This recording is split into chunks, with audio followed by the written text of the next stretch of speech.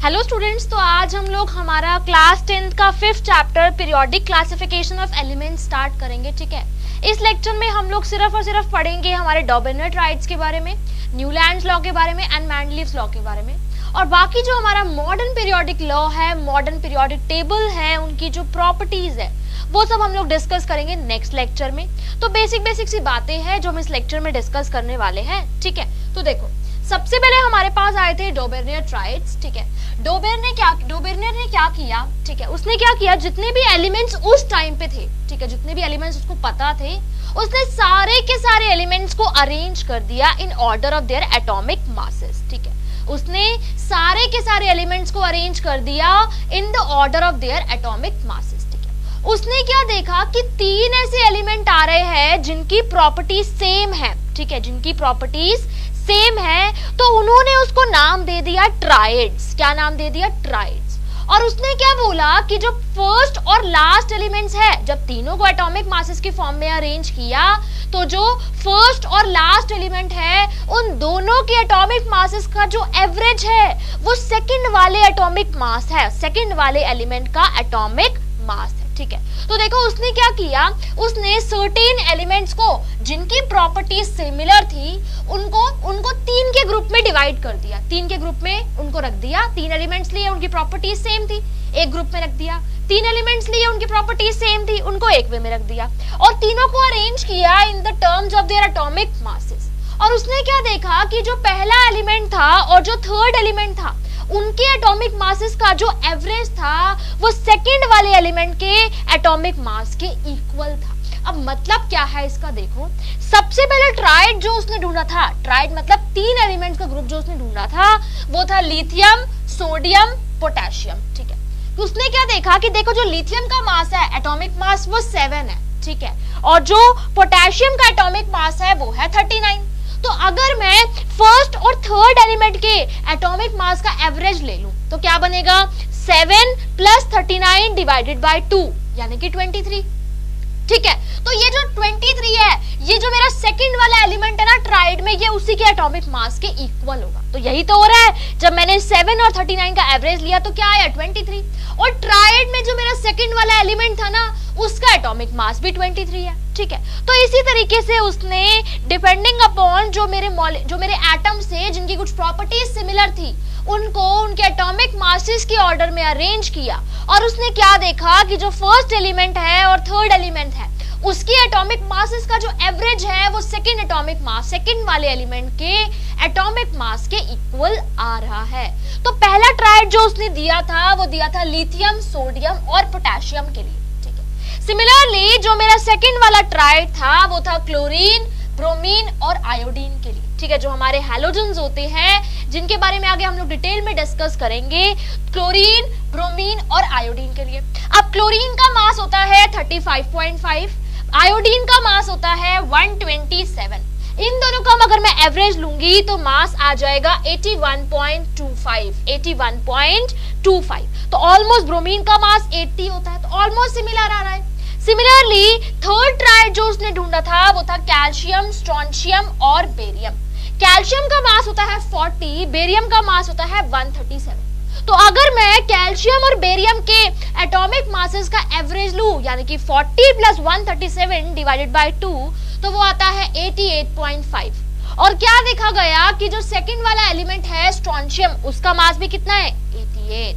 तो इसी तरीके से उसने डिपेंडिंग अपॉन उनकी प्रॉपर्टीज एलिमेंट्स को एज अ ट्राइड में डिवाइड किया जिनकी प्रॉपर्टीज सिमिलर थी। और क्या देखा गया कि जो फर्स्ट एलिमेंट है और जो लास्ट एलिमेंट है, उनके एटॉमिक मासेस का जो एवरेज है वो सेकंड वाले एलिमेंट के एटॉमिक मास के इक्वल है। तो इस तरीके से उसने एलिमेंट्स को ट्राइड की फॉर्म में अरेंज करना शुरू किया। लेकिन यही तीन ट्राइड्स थे जो वो ढूंढ पाया, इसके अलावा कुछ नहीं ढूंढ पाया। और बाकी के भी तो इतने सारे एलिमेंट्स थे, तो उसका क्या करे। उनको कैसे अरेंज करें, इसीलिए जो डॉबेर्नियर था वो फेल हो गया था। ठीक है, डॉबेर्नियर हमारा फेल हो गया था। वो सिर्फ कुछ ही एलिमेंट्स की कैरेक्टरिस्टिक्स को प्रूव कर पाया था, कुछ ही एलिमेंट्स की। इन तीनों को इकट्ठा रखा है उसने, इन तीनों को रखा है, लेकिन बाकी के एलिमेंट्स का क्या करें? उनको भी तो कहीं ना कहीं हमें अरेंज करना पड़ेगा। उनके अंदर भी तो कुछ सिमिलर एटॉमिक मासेस होंगे, कुछ सिमिलर प्रॉपर्टीज होगी। ऑल्दो उन केसेस में ये एटॉमिक मासेस वाला फंडा प्रूव नहीं हुआ, इसीलिए डॉबेर्नियर क्या हो गया था? फेल हो गया था। उसके बाद हमारा नेक्स्ट साइंटिस्ट आता है न्यूलैंड। ठीक है, न्यूलैंड ने एक लॉ दिया। ठीक है, न्यूलैंड ने एक लॉ दिया, उसने भी सिमिलर किया। सारे जितने भी एलिमेंट्स उसको पता थे ना, उसने उनको एटॉमिक मासेस के ऑर्डर में अरेंज कर दिया।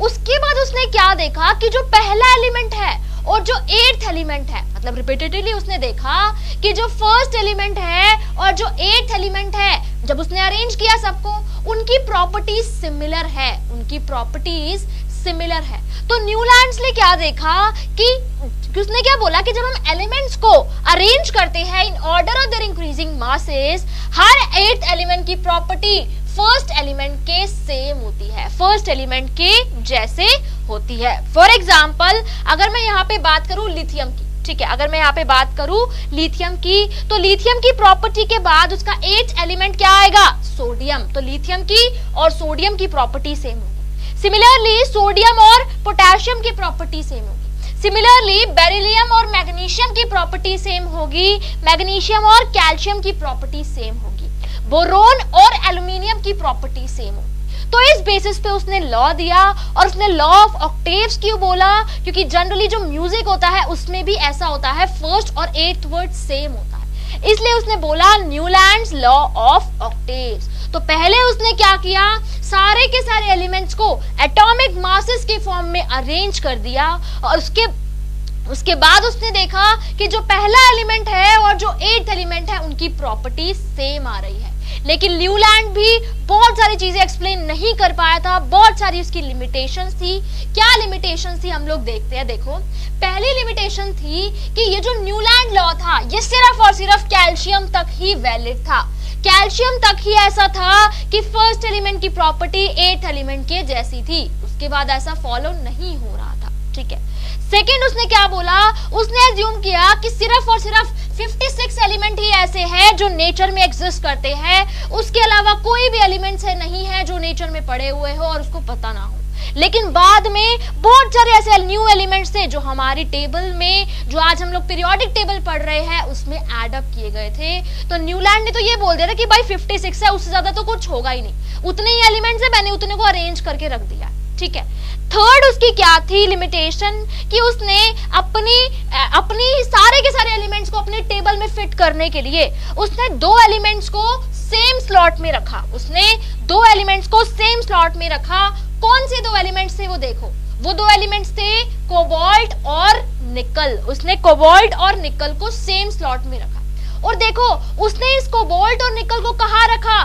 फ्लोरीन के साथ, क्लोरीन के साथ, ब्रोमीन के साथ, जिनका उनकी प्रॉपर्टीज से कोई लेना देना ही नहीं है। तो ये उसकी थर्ड लिमिटेशन थी कि उसने 2 एलिमेंट्स को सेम स्लॉट में रखा। ऑल्सो उसका और क्या लिमिटेशन थी कि उन्होंने फ्लोरीन, क्लोरीन और ब्रोमीन उनके साथ सेम कॉलम में रखा, जिनकी प्रॉपर्टीज कोबाल्ट और निकल से बिल्कुल ही अलग थी। ठीक है, जिनकी प्रॉपर्टीज कोबाल्ट और निकल से बिल्कुल ही अलग थी, उनके साथ रख दिया। उसके अलावा अगर मैं देखूं तो जो मेरा आयरन होता है, आयरन की प्रॉपर्टीज कोबाल्ट और निकल से थोड़ी सी मैच करती है।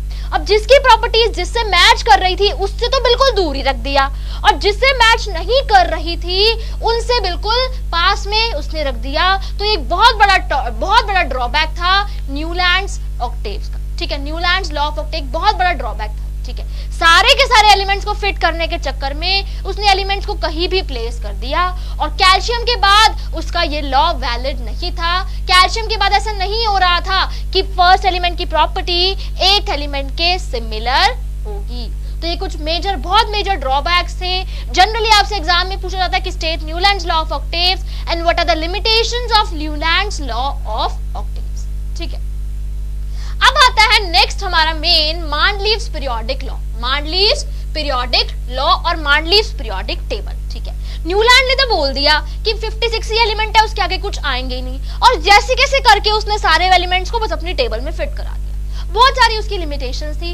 अब उन लिमिटेशंस को ओवरकम करने के लिए कोई नया साइंटिस्ट तो आएगा ही, तो एक नया साइंटिस्ट आता है मांडलीव्स, ठीक है, नया साइंटिस्ट आता है मांडलीव्स, ठीक है। मांडलीव्स ने क्या किया, उन सारे एलिमेंट्स को, जितने भी एलिमेंट्स थे उनको अरेंज किया in the form of atomic masses, ठीक है। तो जैसे जैसे उसने अरेंज किया ना, उसने देखा कि कुछ एलिमेंट्स हैं जो आपस में पास पास आ रहे हैं, जो आपस में एक साथ लाई कर रहे हैं। जब उसने अरेंज किया तो उसने देखा कि उन एलिमेंट्स की ना प्रॉपर्टीज भी सेम है। जब उसने एलिमेंट्स को एटॉमिक मासेस की फॉर्म में अरेंज किया तो उसने क्या देखा कि जो एलिमेंट्स एक साथ लाई कर रहे हैं उनकी तो प्रॉपर्टीज भी सेम है। तो इसीलिए उसने एक लॉ दे दिया, मांडलीव्स पीरियोडिक लॉ, जो क्या कहता है कि एलिमेंट्स की फिजिकल और केमिकल प्रॉपर्टीज पीरियोडिक फंक्शन होती है उनकी एटॉमिक मासेस का। मतलब अगर वो जो एटॉमिक मासेस की फॉर्म में अगर हम लोग अरेंज कर रहे हैं तो जो एलिमेंट्स साथ साथ आ रहे हैं उनकी पीरियोडिक, उनकी जो फिजिकल और केमिकल प्रॉपर्टीज है वो भी सेम होगी। बहुत ही इंपॉर्टेंट है, जनरली क्वेश्चन पूछा जाता है, state Mendeleev's periodic law, Mendeleev's periodic law, ठीक है। मांडलीव ने क्या किया, उस टाइम पे जो एलिमेंट्स नोन थे, जितने भी एलिमेंट्स पता थे, सबको अरेंज कर दिया in order of their increasing atomic masses. और जो अरेंजमेंट करने के बाद जो भी हमारे पास टेबल बनी उसको बोल दिया पीरियोडिक टेबल। क्या बोल दिया, पीरियोडिक टेबल। तो उसने सारे एलिमेंट्स को, बहुत सारे एलिमेंट्स पता चल गए थे उस टाइम तक, उसने सारे एलिमेंट्स को मासेस की फॉर्म में, मासेस के ऑर्डर में अरेंज कर दिया। उसके बाद जो टेबल बनी उसको बोला गया मांडलीव्स पीरियोडिक टेबल, ठीक है।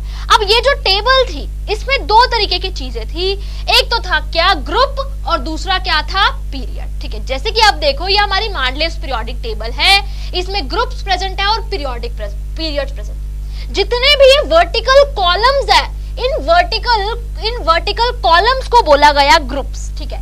जितने भी मेरे पास ये वर्टिकल कॉलम्स प्रेजेंट है, इन वर्टिकल कॉलम्स को बोला गया ग्रुप्स, और जितने भी मेरे पास हॉरिजॉन्टल कॉलम, हॉरिजॉन्टल रोज प्रेजेंट है उनको बोला गया पीरियड्स, हॉरिजॉन्टल रोज को बोला गया पीरियड्स। तो देखो यहाँ पे 1 लिखा है रोमन में, यहाँ 2, 3, 4 इस तरीके से।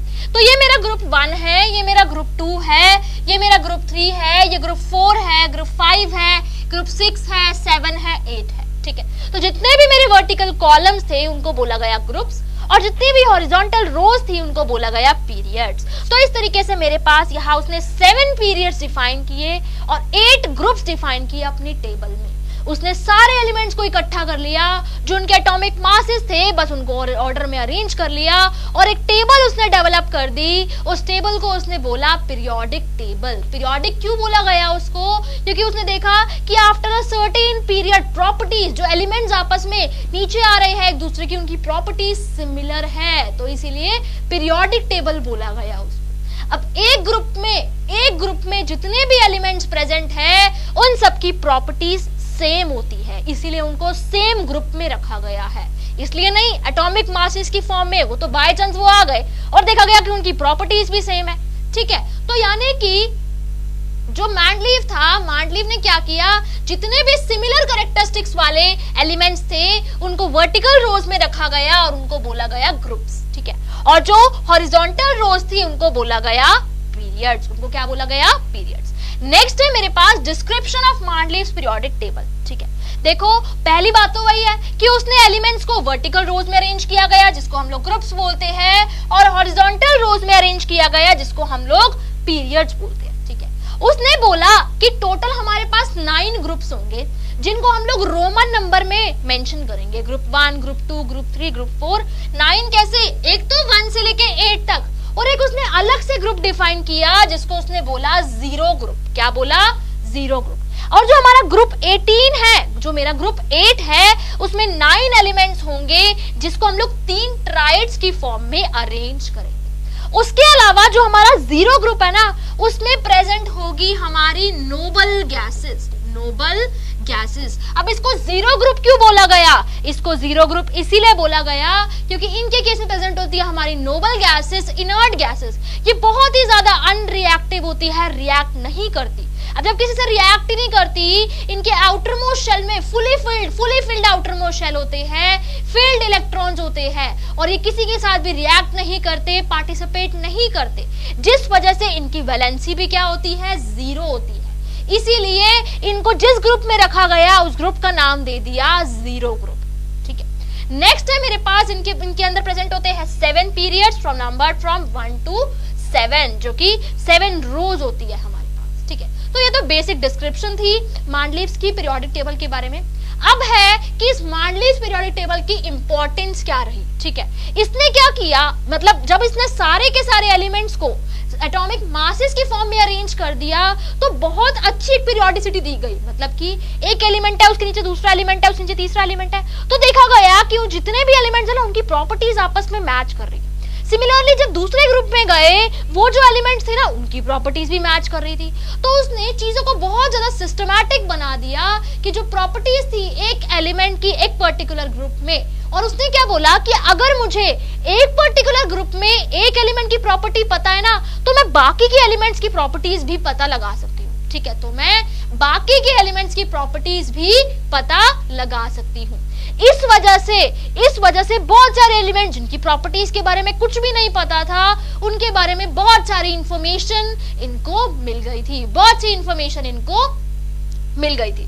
दूसरा, इसने बहुत ज्यादा हेल्प करी कि जो मेरा न्यूलैंड्स था, उसने बोला कि सिर्फ 56 ही एलिमेंट है, लेकिन मांडलीव्स ने जो अपनी पीरियोडिक टेबल दी, उसके बाद बहुत सारे ऐसे एलिमेंट्स थे, उसकी वजह से ही बहुत सारे ऐसे एलिमेंट्स थे जिसकी डिस्कवरी की गई थी बाद में। ठीक है, उसके बाद उसने क्या किया, बहुत से ऐसे एलिमेंट्स थे जिनके एटॉमिक मासेस को भी करेक्ट किया डिपेंडिंग अपॉन, देखो प्रॉपर्टीज की फॉर्म में वो अरेंज कर रहा था। ठीक है, तो कुछ की प्रॉपर्टीज सिमिलर आ रही थी, तो उसने बहुत सारे ऐसे एलिमेंट थे जिनके एटॉमिक मासेस को भी करेक्ट किया था।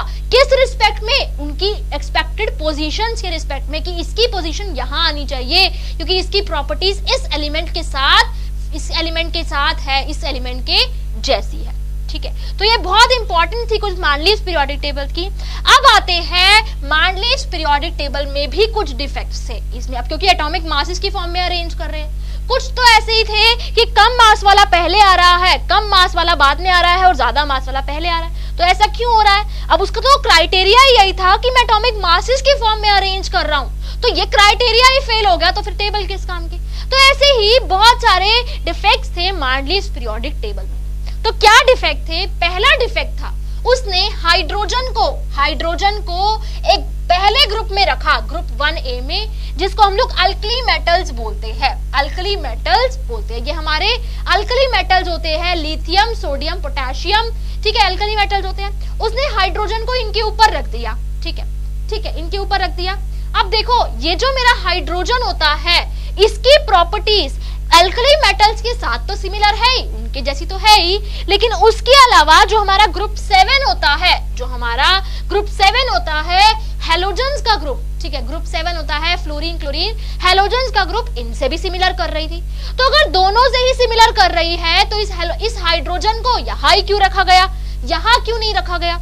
उसने इस बात को एक्सप्लेन नहीं किया। उसने नहीं बोला कि यहाँ पे मेरे पास अगर मेरी इसकी प्रॉपर्टीज दोनों के साथ सिमिलर कर रही है तो मैं वही क्यों रख रहा हूँ, इसको यहाँ क्यों नहीं रख रहा। ठीक है, तो ये एक बहुत बड़ी लिमिटेशन थी, पहली लिमिटेशन।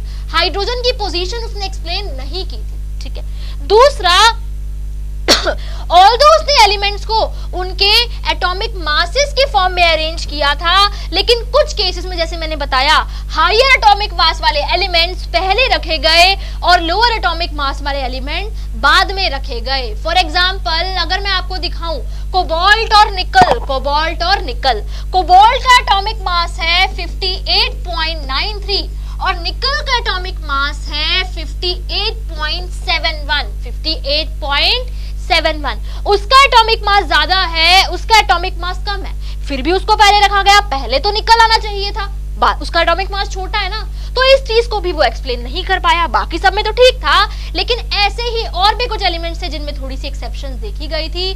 कोबाल्ट और निकल के केस में, क्योंकि निकल का एटॉमिक मास कम है तो इसको पहले रखा जाना चाहिए था, लेकिन इसकी पोजीशन पीरियोडिक टेबल में बाद में थी, इस चीज को भी ये एक्सप्लेन नहीं कर पाया था। ठीक है।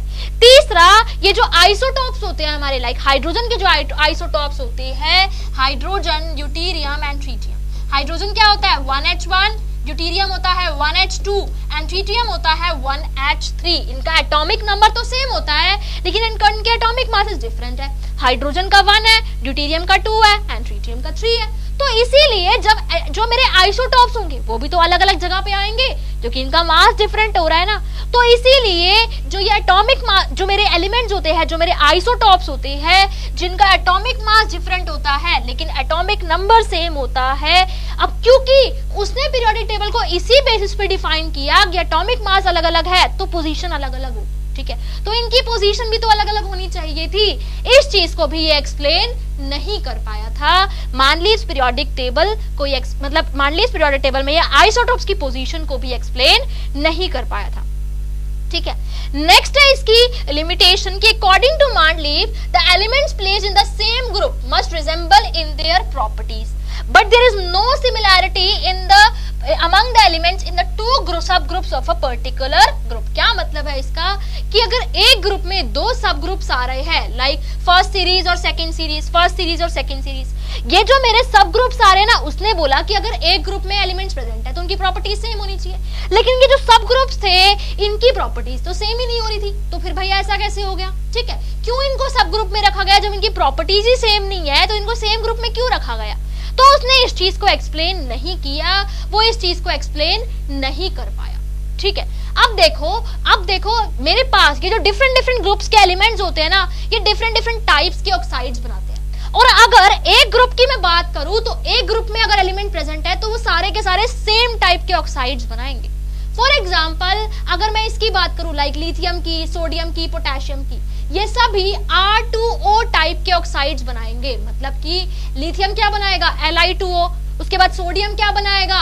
Na2O, उसके बाद मेरा पोटेशियम क्या बनाएगा? K2O। तो ये सारे के सारे सेम टाइप के ऑक्साइड्स बनाते हैं। सिमिलरली ग्रुप 2 की अगर मैं बात करूं तो ये RO टाइप के ऑक्साइड्स बनाते हैं। Be बनाएगा BeO, Mg बनाएगा MgO, Zn बनाएगा ZnO। ये सारे के सारे सेम टाइप के ऑक्साइड्स बनाते हैं। सिमिलरली ग्रुप 3 में ये R2O3 टाइप के ऑक्साइड्स बनाते हैं। B बनाएगा B2O3, Al बनाएगा A2O3। तो ये जो डिफरेंट एलिमेंट्स है, इनमें देखो ग्रुप 1 में, मतलब कि ग्रुप 1 में है मेरे पास R2O टाइप का ऑक्साइड, ग्रुप 2 में है RO टाइप का ऑक्साइड। तो जो डिफरेंट ग्रुप के डिफरेंट एलिमेंट्स है, ये डिफरेंट टाइप्स के ऑक्साइड्स की फॉर्मेशन करते हैं, डिफरेंट टाइप्स की ऑक्साइड की फॉर्मेशन करते हैं। ऐसा आपके रिलेटेड एक एनसीईआरटी में क्वेश्चन भी गिवन है कि बताओ पीरियोडिक टेबल के बेसिस पे एलिमेंट्स दिए है कि वो कौन सा ऑक्साइड फॉर्म करेगा। तो ये ऑक्साइड कौन सा फॉर्म करेगा ये डिपेंड करेगा उसके ग्रुप नंबर में कि वो पीरियोडिक टेबल में कौन से ग्रुप में रखा गया है। ठीक है, तो ये तो बात हुई मैंडलीव के बारे में, मैंडलीव ने किस तरीके से एलिमेंट्स को अरेंज किया। अब आता है हमारे पास most important modern periodic law and modern periodic table, periodic properties, जिसके बारे में डिटेल में अच्छे से हम लोग स्टडी करेंगे नेक्स्ट क्लास में। ठीक है, तो अगर आपको इस लेक्चर में कोई भी डाउट है आप उसको कमेंट सेक्शन में मेंशन कर सकते हैं। Thank you very much.